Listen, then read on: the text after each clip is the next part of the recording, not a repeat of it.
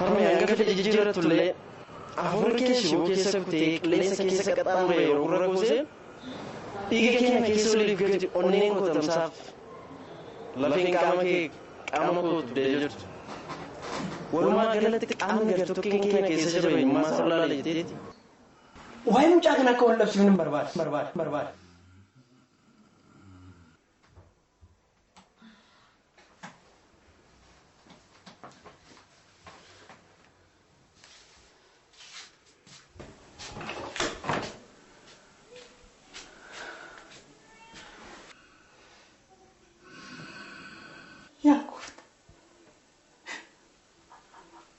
Asen deebisin ribu'a buute seeqoon narraas mucaa koorraas fageessi.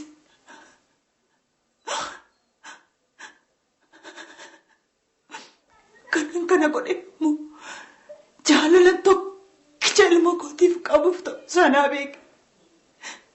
Yakkatti na duraan lakkaa'e.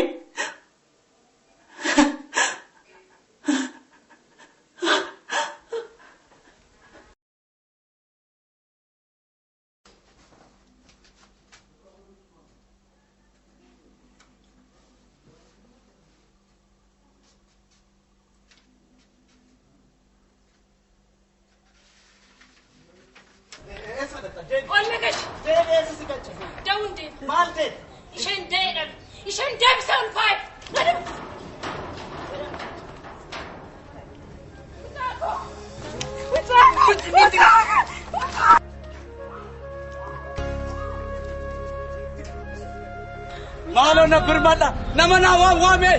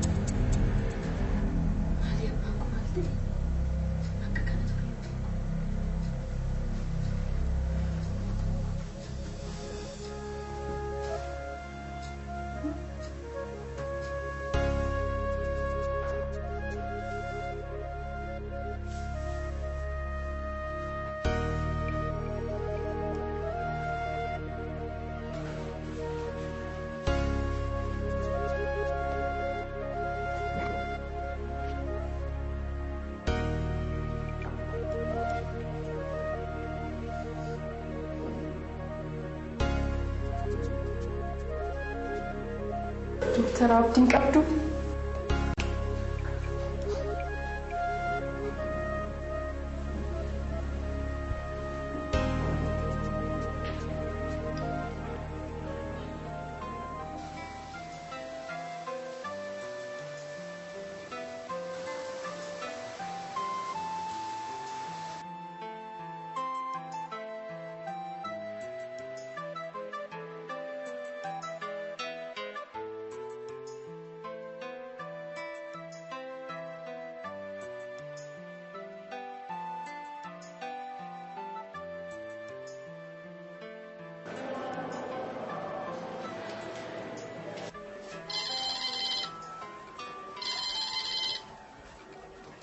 Harmee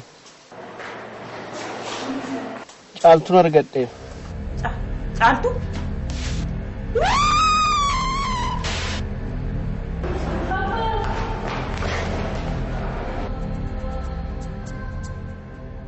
Siif abjuu ati waree kan akkamitti akkasitti hin beeku akkamitti akkasitti naaf hin beeku ati kee caaltu. Maal?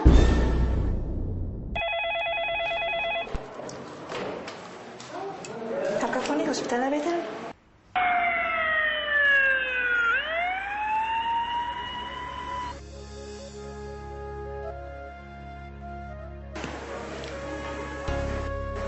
caaltuun du'in caaltu mucaa kee ishee yaadaan dhibamte ishee halkanii guyyaa si iyyaafatu mee al takka milladhu caaltu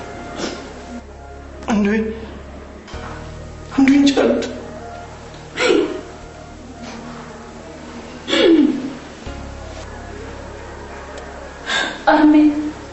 Arme, aku, desuku, Hinduin Arme,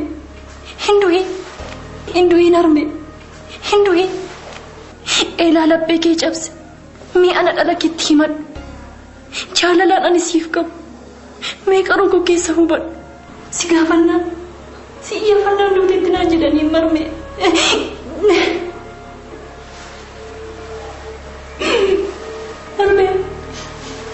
Arme.